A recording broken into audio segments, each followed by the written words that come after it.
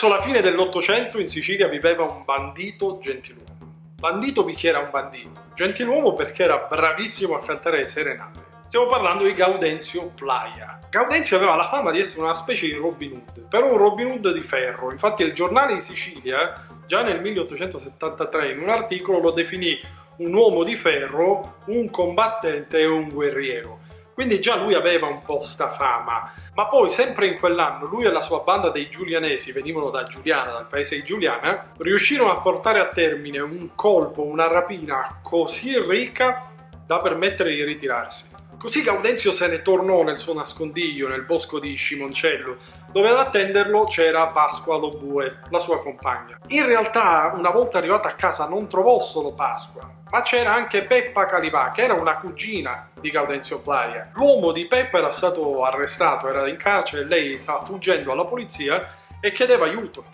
al cugino per proteggersi, che ovviamente non si tirò indietro da galantuomo qual era. Il problema è che Peppa era bieda e Gaudenzio era fermanaro e a forza di serenate Pasqua, Agnetta e Suco e Gaudenzio continuò la sua vita sentimentale insieme a Peppa. E continuarono anche le scorribande, erano molto attivi, anche come coppia, a livello di rapine, poi non so. Un giorno, proprio mentre Gaudenzio si stava recando a trovare Peppa, i carabinieri, un cucciaro, lo accerchiarono e fu praticamente la fine. Ma Gaudenzio pensò bene di non arrendersi immediatamente e cominciò una sparatoria con i carabinieri, che durò fino a notte. Ad un certo punto però Gaudenzio, capendo che non avrebbe avuto assolutamente alcuna chance contro i carabinieri, prese la sua rivoltella, se la puntò contro e stava per uccidersi quando Peppa accetta un tempo, noi ci diceva tutte ci disse: ma che uomo sei? Un bandito galantuomo e ti sta ammazzando, combatti fino a quando puoi. Lei stessa imbracciò un fucile e cominciarono a sparare contro i carabinieri,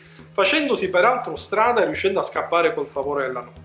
Nel 1878 però arrivò la fine per la banda. Riuscirono effettivamente ad arrestarli tutti, Gaudenzio compreso, che fu trasportato in carcere, processato per direttissima e condannato all'ergastolo. Gaudenzio Playa morì 2 anni dopo in carcere. Di Peppa non se ne seppe più niente.